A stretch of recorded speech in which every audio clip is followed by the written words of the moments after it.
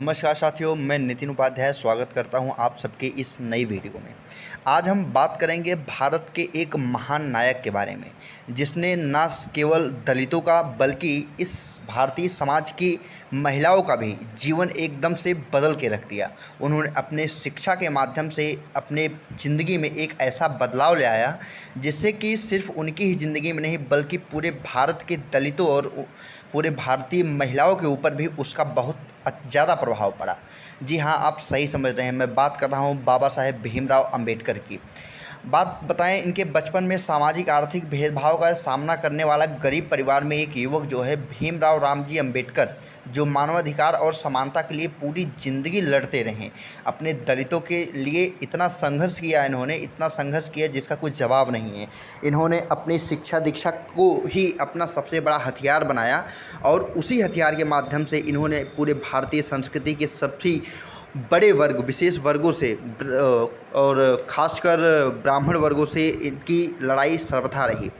आपको बता दें कि भारतीय की स्वतंत्रता के लिए इन्होंने अपने शिक्षा का बहुत ही अधिकता से उपयोग किया और अपने शिक्षा का उचित पथ प्रदर्शन करते हुए भारत में दलितों के लिए एक अलग से चुनाव व्यवस्था की मांग करने वाले सबसे पहले व्यक्ति जो हैं बाबा साहेब भीमराव अंबेडकर ही थे।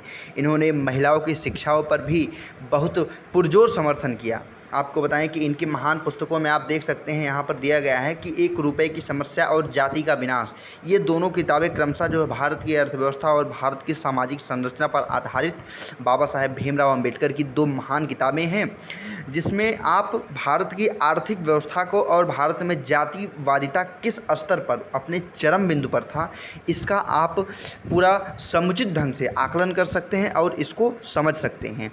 आप सोच के देखिए कि आज के 100 साल पहले या एक 10 दशक पहले भारतीय समाज में जातिवादिता को लेकर क्या विचारधाराएं लोगों के मन में रही होंगी। उच्च कोटि के लोग और निम्न कोटि के लोगों के बीच में कितना छुआछूत का भेदभाव रहा होगा।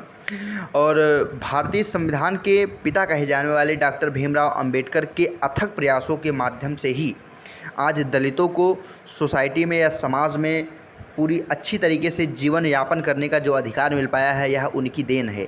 इसीलिए आज के टाइम पर दलितों के मसीहा डॉक्टर भीमराव अंबेडकर माने जाते हैं। और चूँकि डॉक्टर भीमराव अंबेडकर ने आगे चलकर बुद्ध धर्म को ग्रहण कर लिया था या अपना लिया था, इसीलिए जो है आज के टाइम पे सभी दलित जो हैं और मुख्यतः महाराष्ट्र के महार वर्ग के जो लोग हैं, वह सब जो हैं बौद्ध धर्म को ज़्यादा प्रबलता के साथ में धारण कर रहे हैं। इनका एक लोकप्रिय नारा हुआ करता था कि शिक्षित बनो, संगठित रहो और संघर्ष करते रहो। डॉक्टर भीमराव अंबेडकर का यह नारा जो है सर्वविदित है, हर कोई जानता है कि शिक्षित जब रहोगे आप, आपके अंदर शिक्षा का विकास होगा, तब आप संगठित रहना और संघर्ष करना दोनों बहुत आसानी से सीख जाएंगे।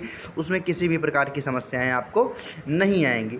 और इनकी मृत्यु की बात करें तो 6 दिसंबर 1956 में जो है इनकी मृत्यु हो गई थी। और इनकी मृत्यु जो है एक मनु नामक धर्मशास्त्र को इनका जलाने के जो है 25 से 27 दिन के बाद जो है इनकी मृत्यु हो गई थी। मनु ग्रंथ एक आता है, उसको इन्होंने जो है जला दिया था।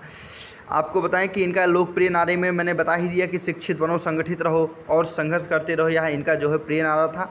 इनका एक आदर्श वाक्य हमेशा जो है सबके सामने आता है। 7 नवंबर से 26 नवंबर 1949 के बीच में जब देश के संविधान को सौंप रहे थे डॉक्टर भीमराव अंबेडकर, जिन भाई साहब को नहीं पता है उनकी जानकारी के लिए मैं बता दूं कि डॉक्टर भीमराव अंबेडकर को प्रारूप समिति का जो है प्रेसिडेंट बनाया गया था अपने भारतीय संविधान सभा में। और प्रारूप समिति जो है पूरे संविधान की आत्मा कही जाती है, और जिसमें टोटल 7 मेंबर थे। 7 मेंबर में से 4 मेंबर बाहर चले गए थे, बस 3 मेंबर को ही सबसे ज़्यादा काम करना पड़ा, और जिसमें से सबसे ज़्यादा प्रमुख भूमिका बाबा साहेब भीमराव अंबेडकर ने निभाई थी। इनका एक प्रमुख वाक्य था, आदर्श वाक्य, जिसमें इन्होंने बोले थे कि मैं समझता हूं कि कोई भी संविधान चाहे कितना भी अच्छा क्यों ना हो, वह बुरा साबित हो सकता है यदि उनका अनुसरण करने वाले लोग जो हैं बुरे होंगे। जैसे कि आज के टाइम पे भारतीय जनता पार्टी संविधान को एक खिलवाड़ और खिलौना समझ के रखी हुई है, और उसी के विपरीत अगर आप देखोगे तो कांग्रेस पार्टी जो है संविधान को बचाने का अथक प्रयास कर रही है। इंडी गठबंधन, कांग्रेस ही क्या पूरी इंडी गठबंधन जो है वो कांग्रेस वो संविधान को बचाने के लिए अथक प्रयास कर रही है, उससे जूझ रही है। लेकिन भारतीय जनता पार्टी संविधान संविधान के साथ महज खिलवाड़ कर रही है, उसके अलावा अतिरिक्त कोई भी कार्य नहीं कर रही है। और इन्होंने कहा कि और एक संविधान कितना भी बुरा क्यों ना लिखा हो, अच्छा साबित हो सकता है यदि उसका पालन करने वाले लोग जो हैं अच्छे बन जाएंगे। ये डॉक्टर भीमराव अंबेडकर का एक आदर्श वाक्य था। उन्होंने 26 जनवरी पे जो लोग नारे लगाते हैं, 26 जनवरी को उनका यह था, लोकतंत्र और संविधान को लागू होने के लिए कि प्रतीक के रूप में सरफरोशी की तमन्ना अब हमारे दिल में है। बिस्मिल अजीमाबादी का यह नारा इन्होंने सब बहुत ही पुरजोर से उठाया। और इन सभी के साथ मैं बाबा साहेब अम्बेडकर को बहुत बहुत धन्यवाद देता हूं कि उन्होंने भारतीय समाज में फैली भ्रांति को अपने शिक्षा के माध्यम से दूर करने में बहुत महत्वपूर्ण भूमिका निभाई है। इसके लिए बहुत बाबा साहेब भीमराव अम्बेडकर का बहुत बहुत धन्यवाद। मिलते हैं, तब तक के लिए नेक्स्ट वीडियो में बने रहिए। धन्यवाद। जय हिंद।